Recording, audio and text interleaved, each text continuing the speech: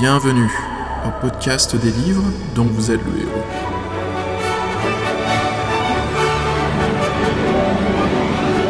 Épisode 33. Interview avec Neil Ransom.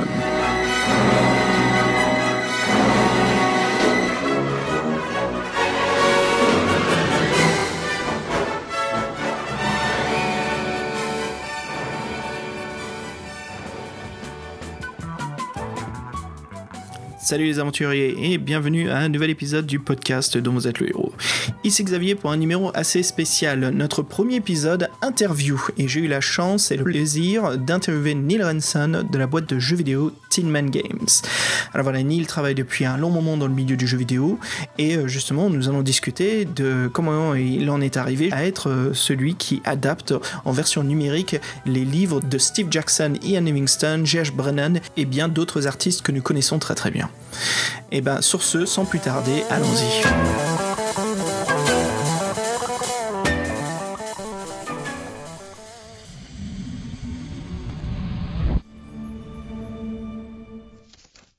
Hello Neil and welcome to the podcast. Bonjour Neil et bienvenue au podcast. Salut, ça va? Ça va bien. C'est un vrai plaisir de t'avoir dans l'émission, vraiment. Thank you. It's nice to be here.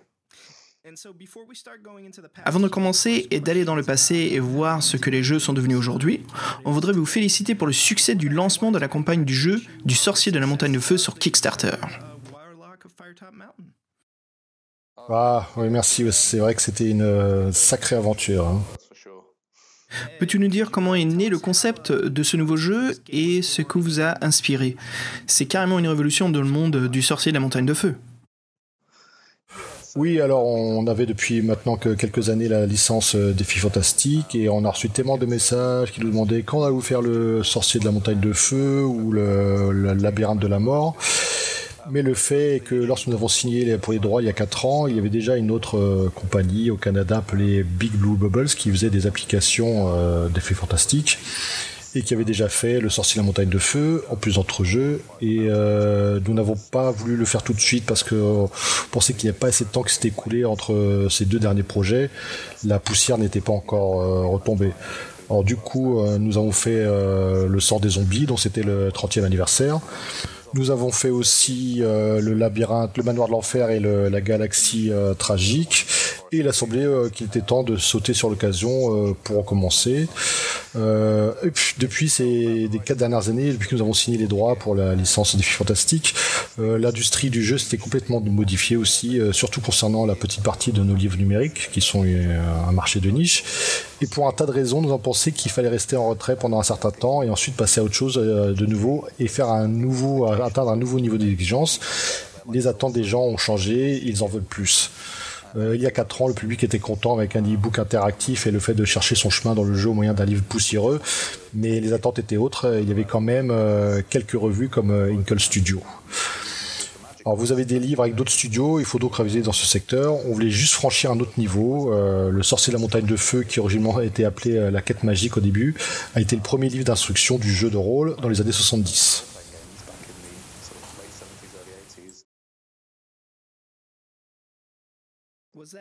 C'était le magazine Warlock, il me semble, quand il est sorti et qu'ils ont présenté ce genre de démo.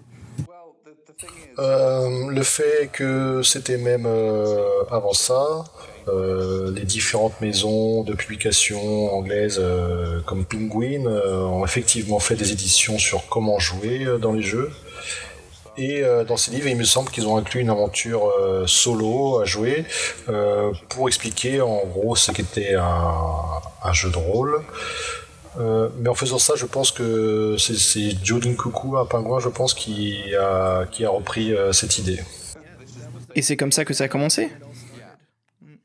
Oui, les défis fantastiques sont nés sur un coin de table, c'était portable, on pouvait l'emmener partout, même en vacances, et ça prenait toute la journée en général. C'était ça, en reprenant l'idée du jeu papier, des dés, des crayons, pourquoi ne pas faire un livre-jeu tout simplement. La première revue adaptée était le Dungeon Master. Pourquoi ne pas le transformer en jeu de table et le rendre interactif et danser ou jouer autour de la table tout en jouant? C'est brillant, génial. C'est la prochaine étape du livre numérique. Ici, ce livre devenait la réalité. Ça me fait penser au concept du jeu Myst. Et si tu ouvres ce livre et que tu te retrouves immédiatement plongé dans un autre univers, et le vivre en direct. Oui, c'est ça, exactement. On peut aussi se remémorer le livre de jeu des Fantastiques. Dans les années 92, quand Le Sorcier de la Montagne de Feu est sorti, il y avait des jeux d'aventure très simples sur les ordinateurs à jouer à la maison. Pour les enfants, à cette époque, c'était un peu une révélation, hein. Il y avait cette histoire qu'ils pouvaient manipuler. Alors, de nos jours, on joue à Skyrim, à Fallout 4, et on prend ça pour une garantie de contrôle sur le jeu. Mais en 1992, il n'y avait rien. On ne pouvait pas jouer comme ça, nulle part ailleurs. Et c'était quelque chose d'important pour une génération d'enfants. Et ça a créé une nouvelle génération de joueurs. C'est juste extraordinaire. Je suis impatient de le découvrir.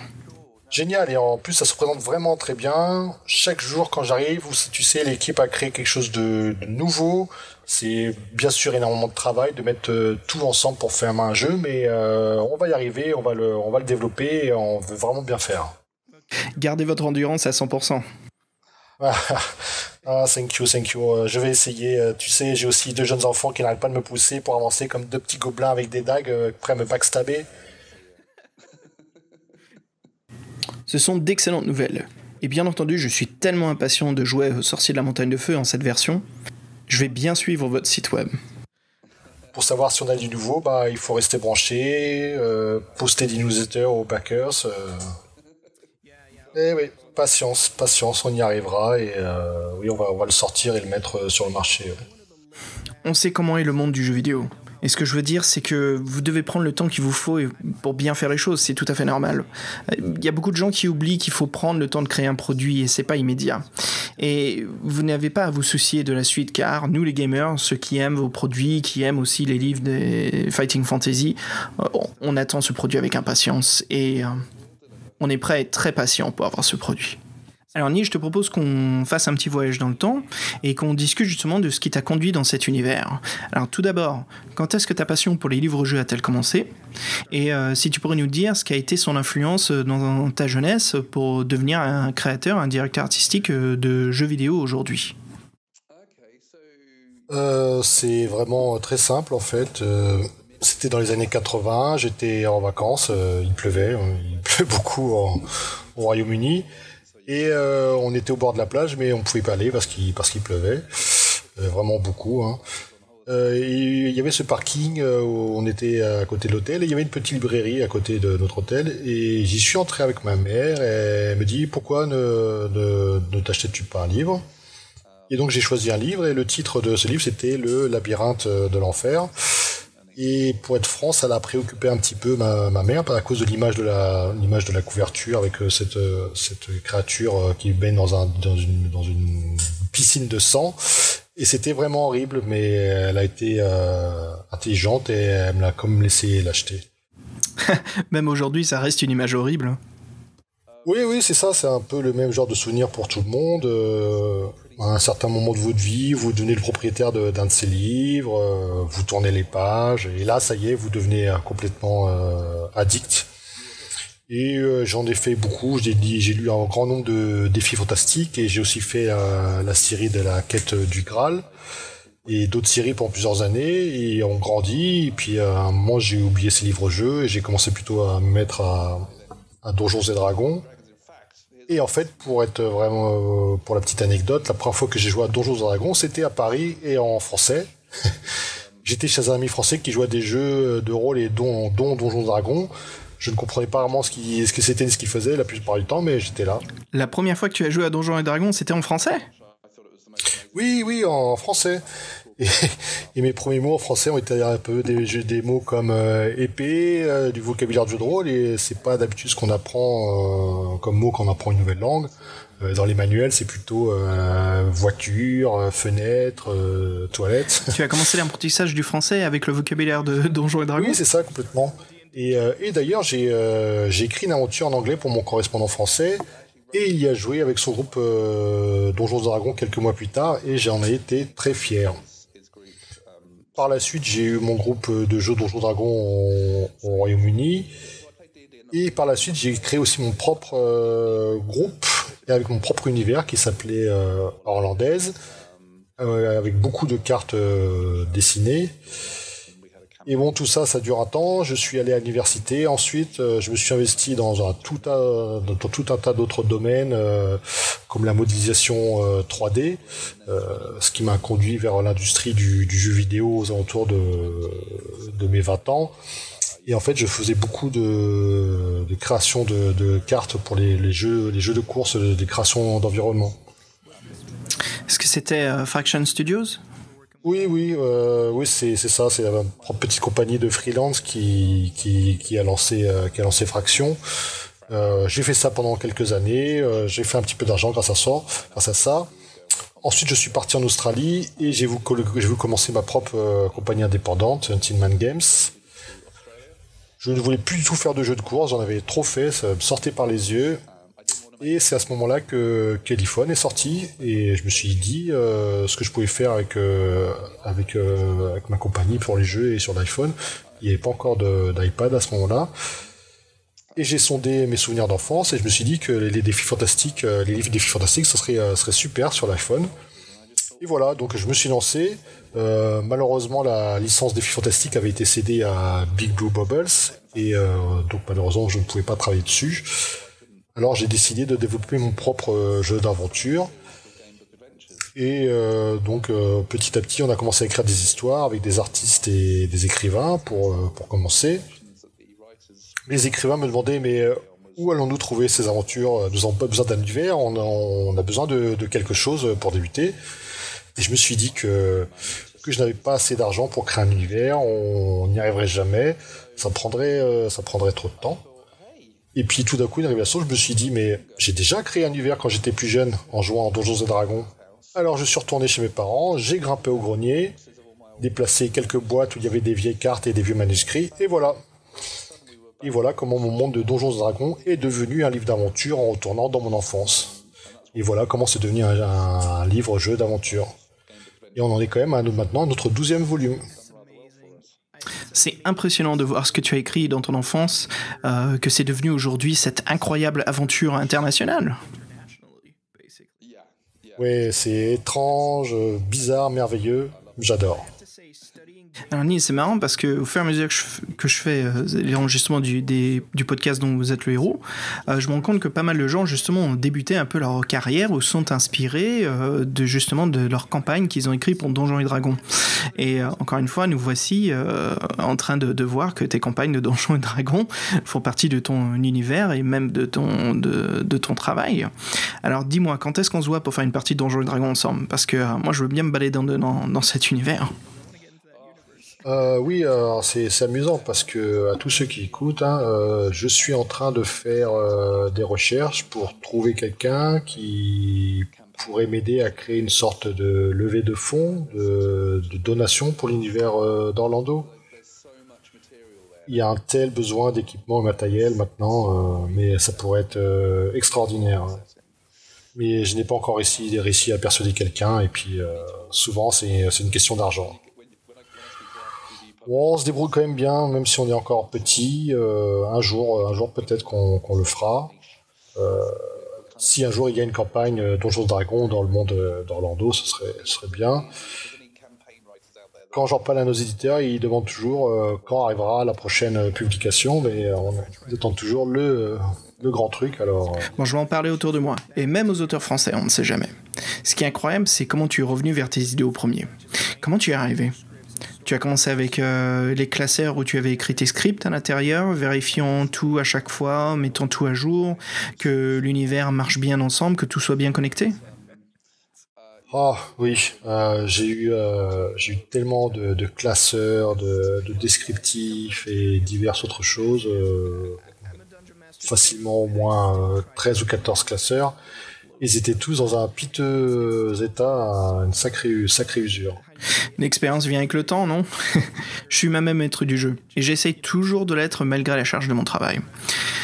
C'est ça, c'est un exercice d'ailleurs. Plus tu pratiques, meilleur tu es. À chaque fois, tu donnes le meilleur de toi-même. Alors, je dois dire, tous les auteurs du jeu ont amélioré mon monde bien mieux que je n'aurais pu le faire. Ils en sont déjà, comme tu dis, à un niveau supérieur. Ils ont juste pris ma carte originale, le design de mes villes régionales. J'ai dessiné avec de bonnes connaissances géographiques, historiques basées sur comment le monde a commencé. Et ils ont créé des histoires fantastiques. As-tu dessiné toi-même des cartes sur papier graphique ? À vrai dire, je n'aime pas du tout le papier graphique. C'est quand même d'ailleurs bizarre. Hein, mais je suis plutôt un fan du papier classique, hein, et je dessine à main levée comme ça. J'ai fait des cours d'art à l'école. Je prenais un stylo ou un pinceau, puis je dessine sur le papier blanc, juste comme ça. Ah super, tu utilisais des couleurs ? Oui, un peu de couleurs, mais c'est surtout du dessin à main levée, tu sais. Mes Donjons et Dragons n'ont jamais vraiment été techniques. Lorsque j'étais à l'école, c'était surtout concentré sur l'histoire et les règles, à vrai dire. Mes cartes n'étaient pas vraiment millimétrées ou à l'échelle, comme tu dis, mais c'était juste un contexte pour le jeu et l'histoire et pour mes joueurs. Oui, tu voulais garder l'émotion intacte telle qu'elle était, plutôt qu'un contexte technique avec les règles. Oui, définitivement, j'ai toujours été un fan des histoires à raconter, c'est ce que j'aime faire avant tout. Ouais. Et tous ces gens qui travaillent avec toi, créant et en agrandissant ces univers, c'est comme ça que la boîte de jeux Tin Man Games est née ? Oui, j'ai pensé à Tin Man Games et j'ai tout mis ensemble. Mais je ne pouvais pas promettre de faire quelque chose parce que j'étais complètement inconnu et personne n'avait jamais entendu parler de moi dans le milieu auparavant. Je pouvais juste promettre que je publierais cette histoire sur l'iPhone et sur l'iPad bien sûr qui venait juste de sortir. Et tout d'un coup ça s'est révélé être parfait pour un livre-jeu. C'est le format parfait. Ah oui, c'était extraordinaire. L'iPad n'est sorti que lors de l'apparition du 3e titre de nos jeux, de notre série. Les premiers packs sont sortis en 2011 à peu près, je crois, et après il a fallu tout convertir sur Android. Et maintenant vous êtes sur les deux formats ? Oui, en effet, on est sur les deux formats. On a obtenu de l'aide financière en levant des fonds pour y arriver, sinon on n'aurait jamais eu les moyens de le faire. Oui, c'est super ! Ouais, merci à ceux qui nous ont aidés et maintenant on va couvrir les jeux sur ordinateur aussi. Et le Google Chrome Store ? Non, maintenant on est sur Humble Bundle. Il y a Humble Bundle, ils ont toujours des super deals. Et parlons de ces jeux et des maisons d'édition, quand on regarde ta bibliothèque de jeux, c'est vraiment super que tu continues le monde de Harley avec ces 2 derniers titres récemment, Azura's Awakens et tu as aussi Song of the Mystics. On peut remarquer que tu collabores avec beaucoup d'autres auteurs. Peux-tu nous dire quelle était vraiment d'excellentes expériences avec eux, avec ces collaborations ? Parce que voilà, c'est vraiment intéressant. On peut voir sur différentes sagas. Il y a donc Gun Dogs avec Gary Chalk. Et tu as aussi d'autres écrivains qui sont un peu plus Lovecraftiens. Et tu as aussi travaillé avec des gens connus et aussi des fous de l'informatique. Peux-tu nous parler un peu plus des expériences que tu as eues avec eux ? J'ai travaillé avec tellement de gens de l'univers de la fantasy ces dernières années. Ils étaient tous extraordinaires et je m'excuse auprès de ceux que j'aurais oublié de citer là maintenant. Oui, tu parles de Guns Dogs avec Gary Chalk. C'est un parfait exemple. C'est une icône des jeux de rôle, surtout avec Loup Solitaire. Tout ça est arrivé en fait parce que je me suis associé avec Jamie Wallace, qui dirige une petite maison d'édition en Angleterre du nom de Greywood. Et on s'est retrouvés à discuter dans un pub un soir. Il connaissait Gary Chalk et il a envie de créer un livre de jeu de rôle. Et je lui dis je veux publier un livre, on va demander à Gary de faire les illustrations. Et voilà, 6 mois plus tard, Gary m'envoie des emails avec des très belles illustrations. Incroyable. Oui, c'est formidable, hein, vraiment. C'est incroyable juste de recevoir des illustrations par mail. En fait, par rapport à ton enfance, c'est un rêve qui devient réalité, non ? Ah, complètement ça, oui, c'est sûr. C'est quelqu'un d'extraordinaire, la personne la plus adorable que je connaisse, très drôle. J'étais en train de discuter avec lui sur Skype un jour et il venait juste de sauver un hibou ou quelque chose comme ça, quoi. Voilà, un truc qui lui ressemble. Il est anglais mais il vit en France et il a vraiment un nombre incroyable d'histoires à raconter, cet homme. Il arrive vraiment à communiquer avec les animaux comme dans Les Loups solitaires. Oui, c'est ça, je suis sûr qu'il y arrive. Oui, non, pour revenir à lui, c'était vraiment une très belle collaboration. Et comme pour les aventures un peu plus Lovecraftiennes, on cherchait un traducteur pour certains de nos livres, on a été approché par quelqu'un du nom de Roméo Finet. C'est un Français, il dirige une petite maison d'édition en France, et il voulait traduire certains de nos livres-jeux. Et on a conclu un marché, tout simplement. Il m'a dit j'aimerais écrire des livres français, j'ai fait ok, et on va les publier. Et donc il les a écrits, on les a fait traduire en anglais, on les a publiés. Et en fait, il y a beaucoup de choses qui me sont arrivées en même temps dans plusieurs directions grâce à toutes ces rencontres merveilleuses.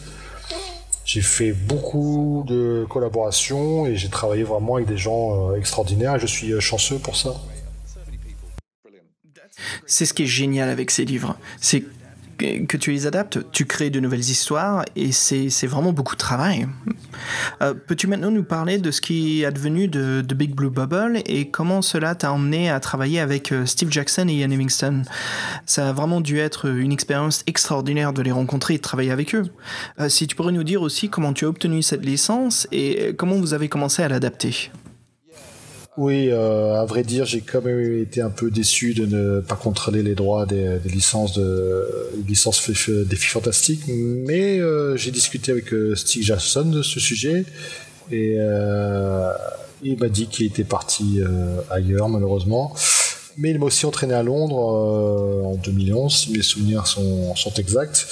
Là-bas, j'ai distribué des cartes sur des jeux de rôle anglais et tout d'un coup, j'ai entendu cette voix derrière moi. Coucou Neil.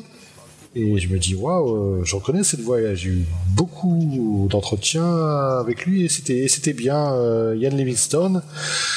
Et il est là, il me dit tu es les gars qui copient nos idées, non? Oh non, tu parles de présentation. Et je lui réponds oui, c'est bien nous, avec toutes les formes de politesse et de flatterie que tu peux imaginer. Hein. Ça, c'est faire de l'esprit. Oui, il a vraiment été super. On a vraiment beaucoup discuté. Il m'a dit tu sais, je suis en train d'écrire pour le 30e anniversaire du livre Le sang des zombies et j'aimerais avoir quelqu'un qui travaille dessus.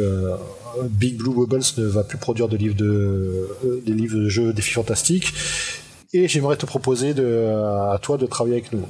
Et j'ai répondu oui, bien sûr. Non, en fait, j'ai refusé. Non, je blague, c'est faux, jamais je n'aurais refusé. Oh, mais pourquoi? Alors, vous avez fêté ça au Champagne? Au Champagne, non, parce que j'étais en Angleterre et le reste de mon équipe était resté en Australie. Mais on l'a fêté virtuellement sur Skype, c'était sympa. Et c'était vraiment super de faire le sang des zombies. On était en plein dans l'anniversaire. C'était un travail extraordinaire et nouveau. On était toujours dans cette euphorie de l'anniversaire et c'était vraiment spécial. Et après donc le sang des zombies, on a fait le manoir de l'enfer et quelques autres et c'était super amusant et c'était parti.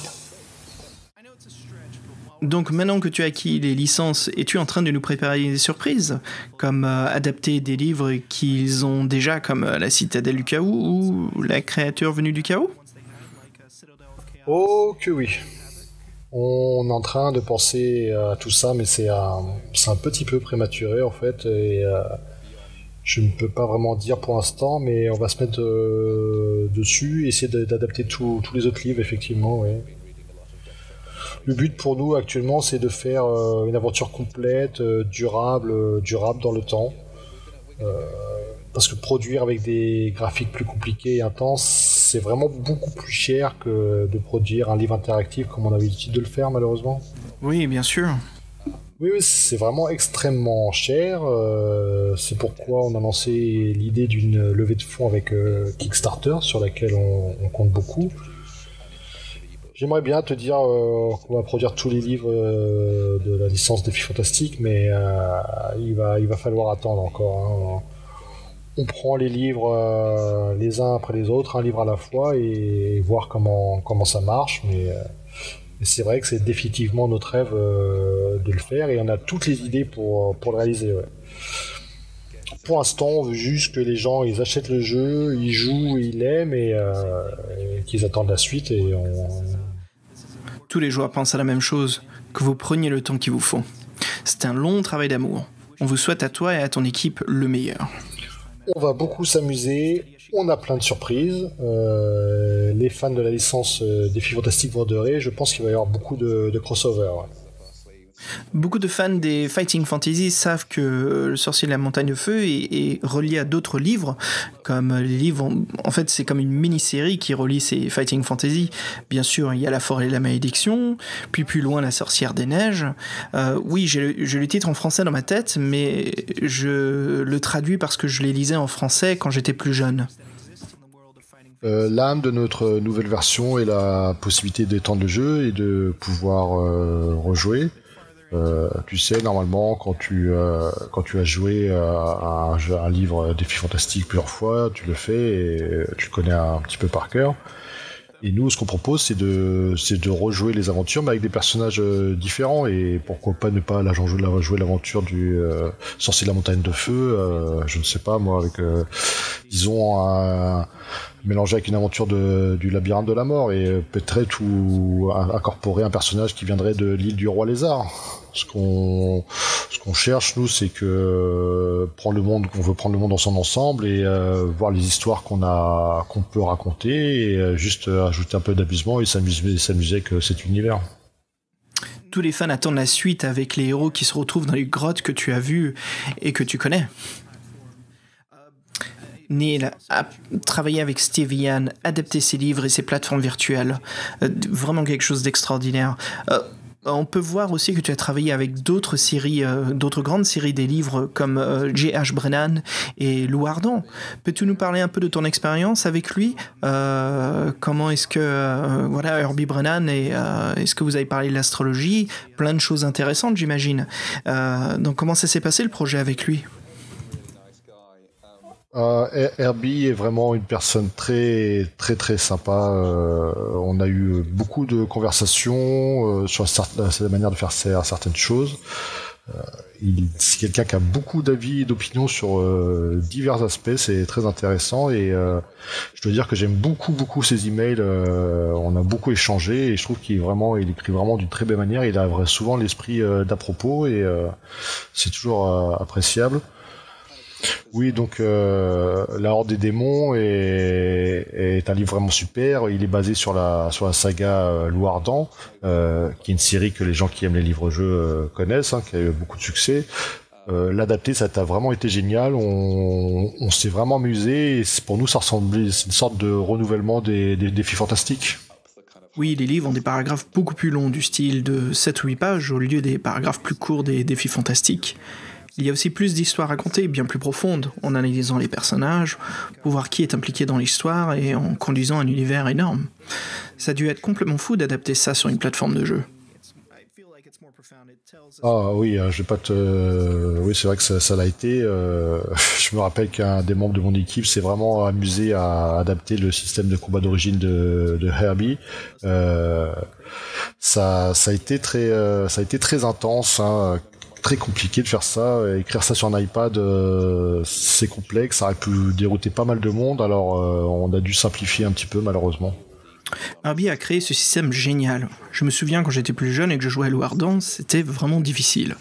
C'était comme jouer un jeu de rôle sans maître du jeu pour t'aider à naviguer dans les règles du jeu. C'était dur, mais tellement intéressant. C'était fascinant. À partir du moment où tu avais compris comment le système marchait, tu voyais que les choses devenaient beaucoup plus... ça ajoutait un système de réalisme au combat. C'était des nouvelles règles vraiment formidables. Oui, c'était un livre très amusant à faire. Il y en avait plutôt 4 d'ailleurs, et c'était un petit peu ça le défi. Il n'y a pas une seule application à faire, mais 4 livres que l'on devait adapter.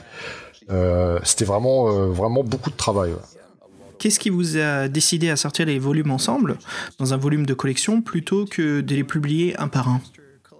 La raison, c'est que le feeling que j'ai eu en lisant la Horde des démons, c'est que en tant que livre papier, hein, avec les mots sur les pages, c'est que les livres de la saga Démons Loup Ardent dont je fais partie n'ont pas autant de choix comme en ont les livres de Défis Fantastiques.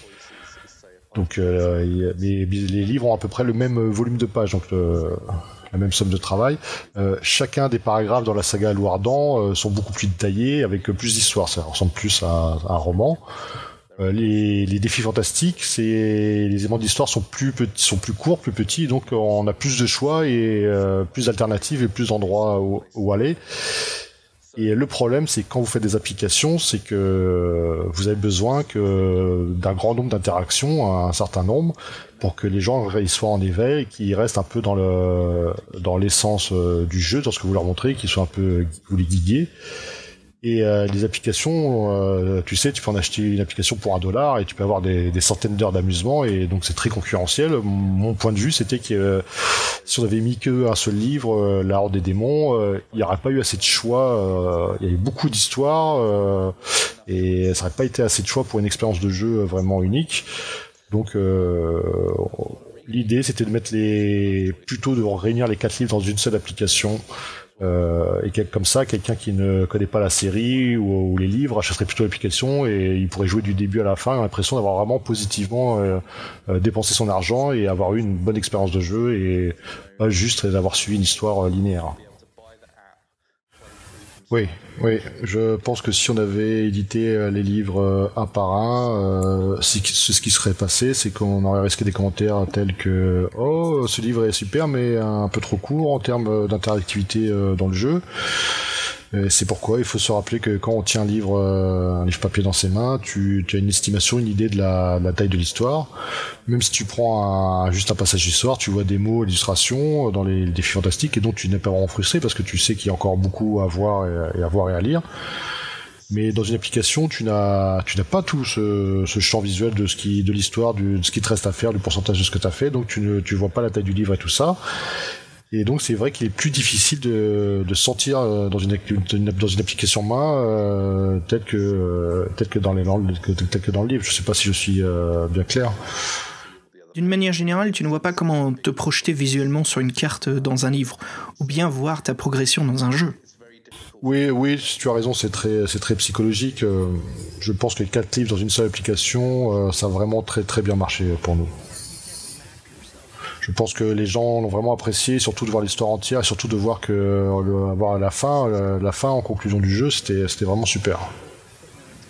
Juste une petite question, parce qu'il y a un monstre très réputé dedans, et beaucoup d'entre nous, quand nous jouons, elle nous a marqué, et aussi pour les nouveaux joueurs d'aujourd'hui, et je me demande si vous avez réimaginé, ou si vous avez eu envie de réimaginer la femme araignée. La placer dans une histoire avec de nouvelles idées, ou juste comme ça. Est-ce qu'il y a eu des idées ? Bien sûr, celle qui est dans le premier livre. Alors basiquement à l'origine on a fait les livres comme ils étaient écrits, hein. On a eu beaucoup de discussions actuellement pour réorganiser, modifier certaines choses, mais le fait c'est avec l'écriture de Herbie, c'est que Herbie écrit comme Herbie et on peut pas vraiment réécrire ni modifier ce qu'il a écrit si facilement. Et il a vraiment un style très particulier et l'une des premières décisions que nous avons choisies était de garder les choses comme elles étaient mais juste de modifier les mécaniques du jeu, voilà. Donc une aventure vraiment authentique. Beaucoup de fans du livre, des fans hardcore des livres-jeux ont adoré notre application parce que c'était une version digitale du livre qu'ils appréciaient. Par contre, nos fans ou nos joueurs un peu plus jeunes, un peu plus modernes ont eu plus de difficultés, ils ne connaissaient pas forcément l'historique du jeu depuis ses débuts, donc C'est vrai que c'est un livre difficile. Par exemple, quand nous devons résoudre plusieurs épreuves pour échapper au donjon, c'est une étape assez difficile, le niveau est assez élevé. Aussi, pour un certain puzzle, je pense que nous pensons tous, du premier volume, si tu ne trouves pas ce fameux code, tu peux rester coincé dans le jeu pour un bon moment. Ça nous a vraiment amusé de faire fonctionner tout ça. L'un de mes programmeurs, Clinton, qui est aussi un super dessinateur, un dessinateur extraordinaire, il a tout repensé pour que ça marche. Et il a vraiment fait un travail formidable. Ouais. Donc, tu as travaillé avec Brennan sur Lou Ardon, et puis tu as commencé à travailler sur l'univers de 2000 AD. Et en parlant de 2000 AD, on parle de Judge Dredd, n'est-ce pas ? Oui, bien sûr, le juge. As-tu grandi en lisant 2000 AD ? Non, pas du tout, je ne connaissais pas du tout. C'est arrivé parce que j'avais un ami qui avait travaillé sur le jeu de rôle Judge Dredd, et il connaissait celui qui en possédait les droits, et il m'a dit qu'il allait contacter Rebellion, qui détenait les droits donc. Et il m'a soumis l'idée de pourquoi pas transposer Judge Dredd dans un livre-jeu. J'ai fait ouais, j'ai trouvé que c'était une super idée. Comme ça, juste d'un claquement de doigts, l'idée est née. Je vais te dire ce qu'il a été vraiment. Je venais de quitter l'Australie, d'aménager en Angleterre. Et la première semaine de mon retour en Angleterre, j'ai reçu un coup de fouille, et 3 semaines plus tard, j'étais dans l'écho de Rebellion. Ça s'est vraiment passé très rapidement. Vraiment très rapide pour une pré-production. Oui, c'était fou, c'était brillant, et je peux te dire que j'ai très rapidement appris ce qu'était l'univers de 2000 AD et l'univers de Judge Dredd, et je me suis mis vraiment rapidement. C'est un univers incroyable. Halo Jones, les ABC Warriors. Bon, je t'avoue, j'ai pas eu le temps de tout découvrir. Je me rappelle que quand je les lisais, quand j'étais plus jeune, j'avais demandé à ma tante qui voyageait en Angleterre de me les ramener en France. Et j'ai vraiment eu Judge Dredd. Et quand j'ai vu que Tin Man Games allait adapter un livre d'aventure, j'ai trouvé ça super. Et tout de suite, il fallait que je m'y mette dedans, il fallait que je plonge dans ce livre-jeu. Mais tu sais, l'univers de Judge Dredd, c'est un mélange de régime fasciste, c'est de l'action principale, c'est policiers qui respectent la loi, mais qui ont une âme. Comment est-ce que tu t'es familiarisé avec cet univers ? Comment as-tu fait pour créer une histoire pour un des endroits les plus dangereux sur Terre, Mega City One ? Oui, c'est un environnement horrible, j'ai vraiment pas envie d'y être. Oui, c'est horrible et dangereux. Bon, je leur ai expliqué que je ne connaissais pas l'univers de Judge Dredd, et à part avoir vu le film et lu quelques comics. Mais ce que j'ai fait, c'est que je me suis donc entouré de connaisseurs de cet univers, et en particulier, j'ai travaillé avec Nick Robinson, qui a été un des auteurs du jeu de rôle. Et, depuis tout petit, il lisait 2000 AD, et c'était un pur connaisseur. C'est la personne idéale pour t'embarquer dans cette aventure. Et c'est juste que quelqu'un de génial, j'ai juste été bluffé par ses connaissances.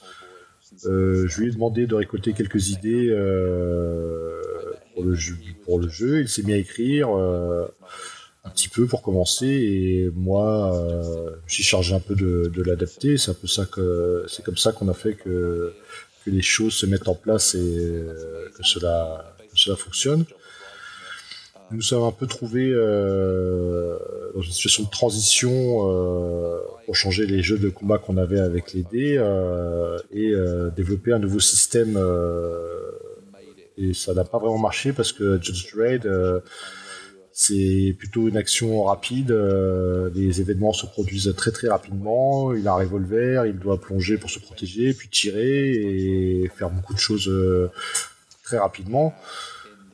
Donc ça n'a pas vraiment marché car c'était lent. On avait un système de tour par tour où chacun jouait, toi, moi, toi, et on s'est rendu compte qu'il a fallu changer le système de jeu pour Judge Dredd. Il fallait prendre des décisions rapides et avoir la possibilité de résoudre plusieurs situations en même temps dans le jeu. Par exemple, un des problèmes qu'on avait sur les changements de système de jeu, c'était que tu peux avoir 3 ennemis, tu peux choisir d'éliminer les 3 et de continuer, ou d'en éliminer 2, ou d'en supprimer qu'un seul. Alors qu'en fait, ça c'était des nouvelles alternatives. Alors qu'en si tu faisais juste rouler les dés, c'est plus difficile de savoir si tu vas supprimer les 3 personnes et ensuite pouvoir partir comme si de rien n'était. Nous on a pensé qu'en fait le risque n'en voulait pas la chandelle parce que en fin de compte ils vont pas te tirer dessus par exemple, et donc toi tu n'as pas besoin de leur tirer dessus, tu peux partir. Par contre si tu supprimes, si tu en débrouilles pour en tuer un ou 2, peut-être que l'autre va revenir te faire une embuscade et te faire tirer dans le dos. Donc on a essayé de mélanger tout ça et de développer vraiment un nouveau système. Et ce qui s'est passé, c'est que malheureusement, quand Nick a d'abord écrit le livre, il avait à l'esprit, il l'a écrit avec les anciens moyens du système de combat qu'on avait. Et donc il a fallu réécrire, mon Dieu, ça a été très dur, il a fallu vraiment repenser tout le système et réécrire tous les combats pour que ça marche. On a tout revu, revoir tous les tirs des armes à feu, tous les duels, tout pour que ça marche avec ce nouveau procédé beaucoup plus rapide. Et c'est comme si, je te l'avoue, il a fallu que je développe un peu Choose Your Own Adventure, le livre dont vous êtes le héros, fusillade, quoi. C'était...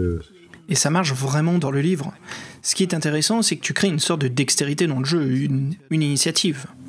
Et en parlant de 2000 AD, allez-vous adapter ou créer un nouveau gamebook dans cet univers-là ? Est-ce que cela figure dans vos projets futurs ? Alors, il y a à peu près 2 ans et demi, on a annoncé un autre cycle pour Judge Dredd, ça s'appelait Judge Dredd The Dark, et on a commencé à écrire un premier essai, mais pour un tas de raisons, malheureusement, je ne peux pas vraiment développer ici. On a dû mettre le projet de côté parce que à certains moments, tu dois prendre des décisions. On est une structure où on peut pas superviser plusieurs projets en même temps, alors surtout des projets à long terme. Alors on a senti qu'il fallait juste qu'on se concentre sur d'autres projets, mais je t'avoue, j'adorerais que Judge the Dark revienne, et je dois même dire qu'on croise les doigts. On continuera à se tenir informé, Neil. J'ai adoré jouer à Judge Dredd. Les effets sonores sont très bons et c'est un excellent travail sur l'atmosphère de l'univers. Nick Robinson a accompli un formidable travail, vraiment. Il s'est tellement investi dans ce projet, il en connaît l'univers parfaitement, dans toute son amplitude, tout l'écriture, les lieux. Il connaît vraiment tout sur ses comics. Une des choses que j'ai entendues sur d'autres applications de Judge Dredd depuis Fantastic, c'est qu'on a utilisé le site Judge Dredd et seul un vrai fan des comics books a pu faire ça. C'était un super compliment et je suis vraiment très fier du travail accompli. C'est vraiment une de nos publications préférées. Ouais. J'aime tout sur ce jeu. J'ai aimé travailler sur ce livre. C'était un très beau moment en plus dans ma vie à ce moment-là. C'est une belle époque pour moi. J'allais devenir père pour la seconde fois. J'ai vraiment de très bons souvenirs de cette période. Je pense que tu deviens nostalgique quand tu commences à jouer, juste en ouvrant l'application. Pour tout dire, j'essaie de ne pas retourner sur nos produits. Tu sais, on a passé tellement d'heures dessus qu'après quelques années, on n'a plus du tout le même regard sur le jeu. Je comprends, tu veux passer à autre chose. Et surtout, on a d'autres choses à faire. Il va falloir qu'on embauche si on veut continuer à développer ce programme. Et pour l'instant, j'aimerais juste passer un peu à autre chose et découvrir de nouveaux univers. Parce que tu as travaillé dans cet univers, j'ai juste une dernière question sur 2000 AD. Est-ce que tu t'es mis à lire les Judge Dredd aujourd'hui ? Non, c'est amusant parce que je me suis complètement imprégné de cet univers et Nick m'a d'ailleurs donné d'autres livres plus anciens à lire et je les collectionne en quelque sorte. Je dois même dire que j'en ai lu pas mal. Et tiens, je me suis dit, je devrais relire Judge Dredd dans sa totalité, ça serait bien. Mais en fait, j'ai ma propre entreprise, je suis père de deux enfants, et j'ai pas vraiment beaucoup de temps pour moi en ce moment. Et tu continues à accomplir encore beaucoup de choses. C'est ce qui est vraiment extra. Pas de souci. Je pense qu'il va se passer, c'est que lorsque je prendrai ma retraite, j'aurai environ 65 ou 70 ans, et il me restera sûrement entre 10 ou 20 années à vivre, alors ce sera un temps que je prendrai pour lire des comics et tous les comics que j'ai pas eu le temps de lire. Mets ça de côté pour que tu en profites sur ton temps libre, quand tu en auras. Je crois que je jouerai à Donjons et Dragons et que je lirai des comics. La plupart des gens font du jardinage, mais moi ce sera les comics et les jeux de rôle. S'occuper et rester inventif. Neil, puisque maintenant on est dans la fiction futuriste, on a vu que Tin Man Games est instoppable et ne s'arrête jamais. Alors pourquoi je dis ça ? Parce que récemment vous avez publié un livre en travaillant avec Games Workshop, un livre de l'univers de Warhammer 40 000. Et le livre s'intitule Legacy of Dorm, Herald of Oblivion. Et c'était une excellente surprise. D'ailleurs, quand j'ai un peu de temps, en parlant de Warhammer 40 000, voilà, j'y joue pas mal avec des amis, et puis je leur en ai parlé, je leur ai dit, les gars, il faut vraiment que vous ayez checker ce livre, c'est excellent, c'est un livre-jeu sur l'univers de Warhammer 40 000. Et voilà, ma question suivante est, comment est-ce que cela est arrivé ? Et quelle a été ton impression sur votre collaboration avec l'équipe de Games Workshop ? J'imagine que ça a dû être quelque chose de superbe. Ah oui, il faut dire que travailler avec Games Workshop a été un réel plaisir et une très très très belle expérience. C'était fou. Donc comment ça a commencé, ils ont commandé quelques livres-jeux. Ils ont publié 4 par l'intermédiaire de leur société d'édition Black Library. Mon Dieu, je crois que c'était il y a 5 ou 6 ans, et ça avait été réalisé avec la collaboration de Christian Dunn, qui est aussi quelqu'un qui travaille pour eux et qui est l'auteur de livres dans leur collection et qui travaille entièrement pour Games Workshop. Et ils avaient fait ces livres-jeux, donc je me suis rapproché d'eux il y a quelques années pour les adapter, pour faire des adaptations numériques en application. Mais il semblerait qu'ils n'étaient pas encore prêts pour ce type de travail. J'ai essuyé un refus. Et lors d'un séjour en Finlande, oui, pour un game show à Helsinki, je crois, Christian Dunn était présent lui aussi, et j'en ai profité pour lui dire pourquoi n'adaptons-nous pas ces applications en jeu pour vos livres-jeux. Et là, il m'a répondu oui, il m'a dit que maintenant, ils étaient prêts. Excellent, te voilà en Finlande, et c'est reparti. Oui, c'est ça, en Finlande, à Helsinki. On en a reparlé, ensuite on a changé des emails, tout un tas de documents, et voilà comment on a signé un contrat. Et je me suis donc aussi renseigné sur les livres qu'ils avaient sortis. Il y en a un qui avait été écrit par Jonathan Green, avec qui j'avais déjà travaillé sur le livre-jeu Adventure 7, et il était aussi l'auteur de quelques défis fantastiques, si je ne me trompe pas. Oui, c'est vrai, il en a écrit quelques-uns. Je me suis dit, ouais, c'est super de travailler avec lui car il sait déjà comment on fonctionne.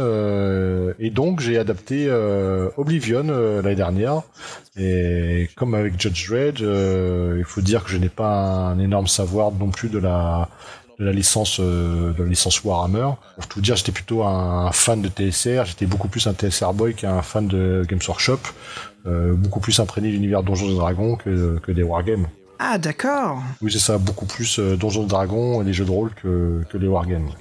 C'est l'univers de Warhammer. C'est quelque chose de très vaste, avec sa saga d'Horus, avec toutes ces différentes armées et leurs histoires.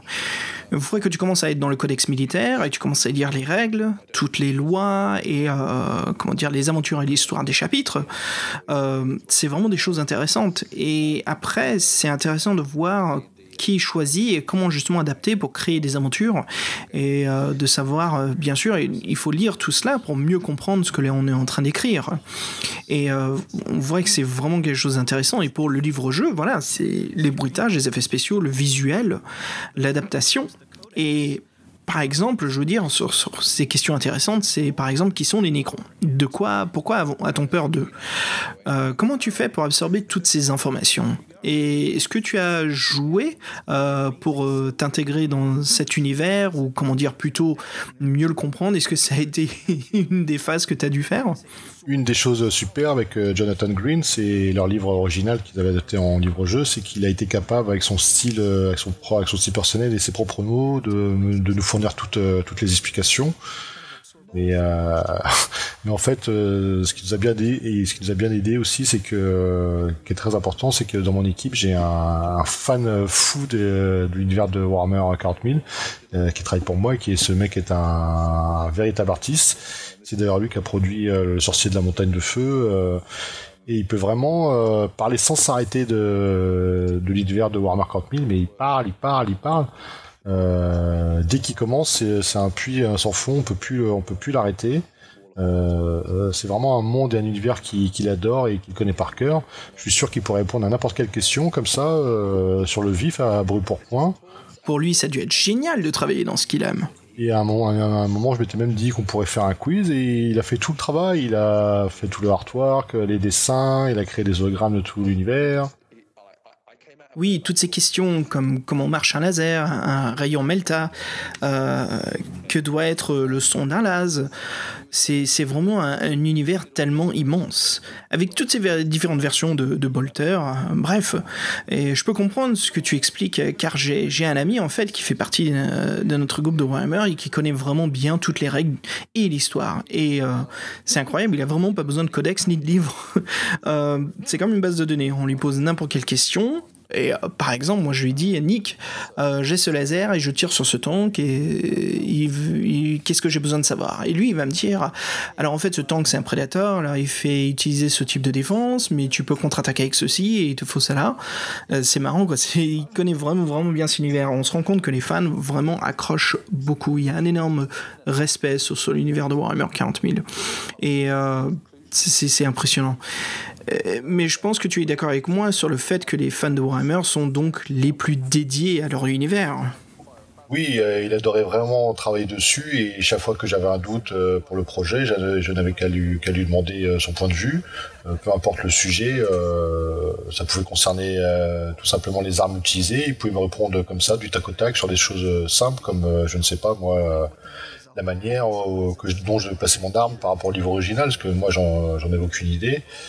Et des choses toutes simples, si tu n'as pas assez de munitions de pistolet plasma par exemple, tu peux pas utiliser ton arme, et en fin de compte tu dois arriver à la fin de l'aventure avec toutes les batailles que tu dois livrer avec les simples munitions que tu as dans ton pistolet plasma au début de l'aventure.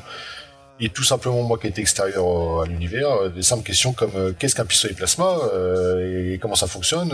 Moi, j'étais un néophyte, et son savoir vraiment sur toutes ces questions a été vraiment été primordial. Exactement tout ce qui sort est incroyable, et tu passes ton temps à te demander ce que c'est. C'est quoi? Pourquoi ça ressemble à ça? Et pourquoi ces gens ont une couleur différente alors qu'ils sont dans le même groupe? C'est extraordinaire. Tout à fait, je suis totalement d'accord. Alors je savais bien que c'était un univers immense, sinon je n'aurais jamais voulu signer pour travailler dessus. Mais pour être franc, j'avais pas réalisé à quel point c'était énorme. C'est un peu une histoire de fou. C'est comme ces mondes, tu sais, dans lesquels tu rentres, et en fait donc tu te rends compte que t'as pas la notion. C'est une sorte de boîte de Pandore. Tu l'ouvres et tu te dis waouh, qu'est-ce qui vient de libérer? Je ne sais pas. Et tu te demandes ce qui vient d'en sortir. Et tu sais, la meilleure chose, c'est que ça ne ressemble pas à autre chose que tu connais. Et si ça ressemble à quelque chose, c'est parce que ça a été copié, si tu vois ce que je veux dire. Je comprends, et on sait exactement de quel jeu tu parles. Parce que malgré toutes ces petites différences, les différents aspects, les différents détails, comme comment les empereurs fonctionnent, ne serait-ce que tout l'univers SF qui a été développé, tout ça, c'est juste fabuleux. Oui, par exemple, comment les Space Wolves deviennent ce qu'ils sont, et comment ils s'intègrent dans le régime de l'empereur, comment ces barbares deviennent des super soldats, toute l'histoire du Warp, bref. Il y a tellement de choses, ça nous laisse sans voix. C'est clair. D'ailleurs, je viens de tout récemment de télécharger le FPS Space Marine. Ah oui, Ultramarine. Oui, c'est ça. Alors pour être franc, en temps normal, je me serais pas intéressé à ce jeu, parce que c'est pas trop ma tasse de thé, c'est pas trop mon truc. Mais je me devais d'y jouer, j'avais envie d'y jouer. C'est un peu comme ce qui s'est passé avec Judge Dredd. J'ai tellement appris sur l'univers, je me suis tellement investi que j'ai envie un peu de me perdre et de me consumer dans le jeu et dans cet univers incroyable. Et puis en jouant, moi, je me suis mis à comprendre tout ce que les joueurs disaient par rapport au jeu, tous ces petits détails du pourquoi, du comment, pourquoi faire ci ou ça. Et ça, c'était aussi très intéressant, ce feedback. C'est vraiment super. Ce jeu est vraiment un bon exemple pour un concours d'initiation rapide. Tu comprends pourquoi les Space Marines sont vus comme des guerriers de la galaxie, imbattables, et pourquoi justement ils ont cette force immense et qui sont la garde impériale. J'aime bien comment ils ont travaillé justement le design de l'Empire romain, le symbolisme, et tout l'inverse en fait, c'est marrant, mais c'est les Nécrons qui ont cette sorte de symbole égyptien avec le thème de la résurrection. C'est plein de petits détails, plein de design et d'idées qui ont vraiment une excellente idée de départ, qui sont vraiment bien créées. Tiens, laisse-moi te raconter, je vais juste... j'ai une dent contre les Nécrons. Franchement, pendant le projet, rien que le nom des Nécrons, c'était c'était vraiment beaucoup de travail et vraiment difficile de les intégrer dans l'application et dans le livre. Et j'en ai peur quand je joue contre eux. Ils peuvent simplement tout faire disparaître d'un seul coup. Et c'est assez intimidant. Alors pour en finir avec l'univers de Warhammer 40 000, si tu devais jouer une armée de ce jeu, quelle armée choisirais-tu, Neil ? Mon Dieu, non, je ne sais pas. Il y en a de trop. Non, c'est juste que je sais pas tout simplement quelle est la meilleure et je veux celle qui gagne et qui bat les autres tout le temps. Oui, c'est sur un bon choix. C'est juste qu'il y a cette unité appelée le Chaplain qui rend une armée invincible et qui bouscule tout avec ce truc de bonus. Ah, je ne sais vraiment pas qui est-ce que je choisirais. Oui, j'ai entendu cette anecdote là quand je jouais avec les figurines. J'avais des squats à l'époque. Ça, c'était il y a longtemps. Oui, alors j'ai été vraiment surpris parce que j'en ai parlé à Ed et c'est lui qui m'a un peu parlé de Warhammer 40 000 et il m'a dit que les nains du futur, les squats, ils n'existaient plus. Et j'ai pas compris vraiment pourquoi ils avaient disparu. Et en fin de compte, il m'a expliqué qu'ils avaient été complètement éliminés parce que personne ne les aimait, tout simplement. Mais j'ai dit, mais moi je les aimais bien, les squats. Et alors, on était dans mon appartement, il m'a fait tout un historique, il m'a expliqué le pourquoi du comment, mais franchement, je me rappelle plus de toute l'histoire et la raison de leur disparition, mais il y avait une raison précise de leur disparition. Oui, je pense qu'ils ont été intégrés. Je pense que John Blanche, on a même dessiné quelques illustrations. Je pense même que j'ai toujours quelques figurines chez mes parents dans le grenier. Il faut les mettre en vitrine, ce sont des collectors. Oh non, je les ai vraiment mal peintes, je les ai assemblées et collées ensemble avec de la très très mauvaise colle. Allez, un peu d'acétone et ils redeviennent comme neufs. Et en tant que fan, on les range bien quelque part, et puis voilà, ce sont de belles pièces de collection. Oui, donc j'ai une armée de squats. J'ai aussi beaucoup joué à Blood Bowl. Je jouais avec des tueurs de géants chez les nains. Ah, j'adorais jouer les Vikings. Juste la manière de rentrer dans le lard des uns et des autres. Ah ouais, c'était vraiment des super moments. Neil, avant de finir cette interview, j'ai juste quelques petites questions concernant les futurs projets de Tidman Games. Alors, je sais qu'il y a beaucoup de choses en route, mais je voulais savoir, par rapport à un sujet qui date de décembre 2013. Je vois où tu veux en venir, là. Oui, parce que c'est une énorme saga. Alors, allez-vous continuer à travailler sur la saga du Voix du Tigre de Mark Smith et Jamie Thompson? Alors, il y a une annonce sur le blog de votre site et depuis plus rien. Plus un mot entre 2014 et 2015. Même jusqu'à aujourd'hui en 2016. Est-ce que c'est en cours? Préparez-vous quelque chose ou c'est un grand secret et on ne peut pas en parler? Alors, j'imagine que vous êtes bien occupé avec les nouveaux projets, mais voilà, juste pour savoir de ce qu'il en est. Bon, on a toujours les droits de la licence pour le faire. On a d'ailleurs déjà commencé à travailler dessus un certain nombre de fois, mais pour diverses raisons, quand tu brasses différents projets comme nous, il faut être sûr de travailler sur les projets qui vont réussir et on peut pas s'attarder sur des projets à faible rendement. Ça ne rapporte pas assez d'argent. Et le truc, c'est qu'il faut vraiment travailler dans la nouveauté, faire des choses nouvelles. Si on devait recréer la Voix du Tigre aujourd'hui, avec nos vieux livres, nos vieux systèmes, on ne pourrait malheureusement pas couvrir les frais de développement du jeu. Il faut penser à un nouveau système pour amener à la vie cette saga de la Voix du Tigre. Je te dirais il faut se tenir informé, car si le Sorcier de la Montagne de Feu marche bien, on a plein de projets extra en cours et surtout pour le Tigre, ouais.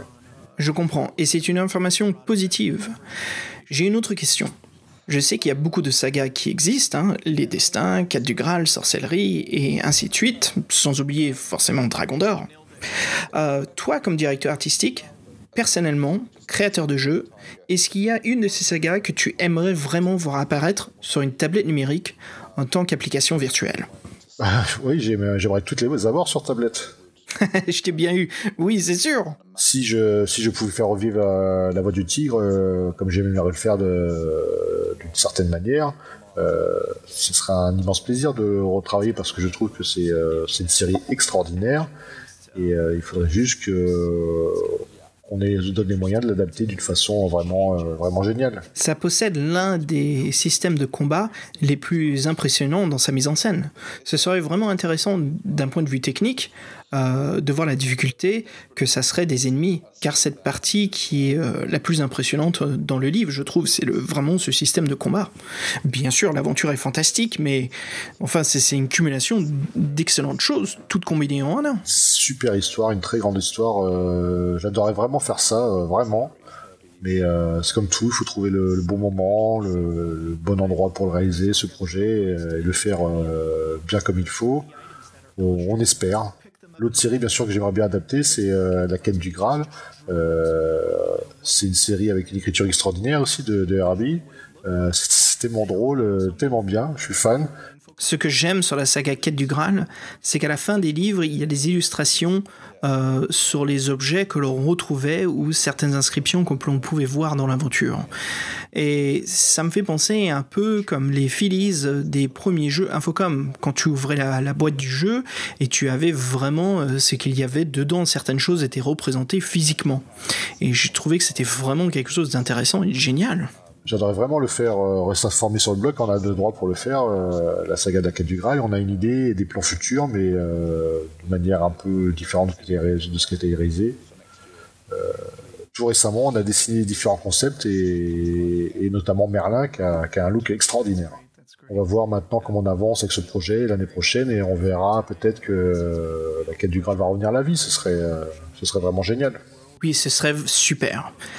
Neil, merci d'avoir pris ton temps de répondre à mes questions. Ce fut un vrai plaisir et vraiment quelque chose de comment dire, il y a comme une excellente émotion là d'entendre tous ces futurs projets de votre studio. Et avant de nous quitter, j'aimerais, Neil, une dernière petite question. Quel est ton livre-jeu préféré ? Alors là, tu me pièges un peu. Mon livre préféré, en fait, il y en aurait deux. Il y aurait celui qui vient du cœur, Le labyrinthe de la mort, que je le lis encore et encore. C'est l'odeur des pages, comme ça, c'est vraiment très nostalgique, vraiment très iconique pour moi. Ce premier livre acheté, et à chaque fois que je m'y replonge dedans, c'est de la nostalgie à plein nez. Oui, l'odeur des pages des anciennes éditions. On peut en trouver des copies sur eBay et ailleurs, ouais. On possède encore quelques-unes des éditions originales.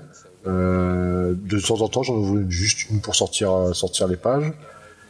Mais avant de nous quitter, celui qui serait le mieux adapté, le plus pur, celui avec la plus belle écriture, la plus jolie histoire, celui qui marche le mieux en jeu interactif, je trouve, c'est Heart of Ice de Dave Morris, Cœur de glace.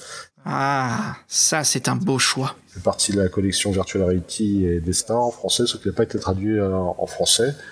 J'ai seulement lu il y a quelques années, pour être honnête, et quand je le lis, cette histoire, c'est comme si je jouais à un jeu vidéo, tu vois, un jeu vidéo moderne, c'est comme si je jouais un petit peu à Fallout et tous ces jeux avec une grande épopée épique. Ça n'explique pas vraiment l'univers, mais juste la manière dont c'est écrit, tu peux assembler le puzzle toi-même, tu peux imaginer tout plein de choses, et c'est vraiment un livre extraordinaire et très bien écrit pour ça. Il est tellement vaste. Tu as vu qu'il y a une maison d'édition française, Megara, qui vient de rééditer le livre et de le publier. Ils ont fait un très beau travail. Juste pour faire un petit saut sur Megara, c'est que, en parlant plutôt de la saga de la Voix du Tigre, ils ont publié justement le volume 0 et 7 de cette saga. Oui, on en a discuté, c'est parce qu'on avait encore les droits d'exploitation. Très beau choix, Neil, en tout cas. Merci à nouveau, Neil, pour le podcast dont vous êtes le héros. Toutes nos meilleurs souhaits pour la suite, et on vous souhaite vraiment une très belle aventure. Et le meilleur aussi pour le Sorcier de la Montagne de Feu, qui sort prochainement, parce que franchement, le concept a l'air génial. De voir comment tu as intégré les figurines dans le jeu, toute votre équipe au laser, et intégrer tout cela en 3D, et puis après de les peindre... c'est vraiment un style et un effet, une production qui est vraiment, vraiment intéressante. Merci, on attend avec impatience la sortie du jeu. Encore merci Neil, on attend avec impatience la suite de Tillman Games et on continuera à suivre tes projets. Merci beaucoup. Merci beaucoup et merci de m'avoir reçu. Tin Man Games, and I'll love to see your updates, Neil. Thank you again. Yeah, cool. No, thank you. Thanks for having me. Voilà les aventuriers, ce fut mon interview avec Neil Renson, le directeur artistique de Tin Man Games. Ce fut un vrai plaisir de discuter avec lui de notre passion commune, les livres-jeux, en passant de toutes les collections, toutes les sagas, et même en discutant d'autres sujets que nous aimons beaucoup, comme voilà tout ce qui est le Games Workshop, de parlant d'artistes comme John Blanche et d'autres écrivains. Voilà, j'espère que cette interview vous aura plu, et puis juste pour vous dire qu'avec Fred, on sera de retour très bientôt. Et sur ce, voilà, je vous souhaite en tout cas bonne continuation, et on se retrouve très bientôt pour un nouveau livre dont vous êtes le héros. Allez, salut tout le monde!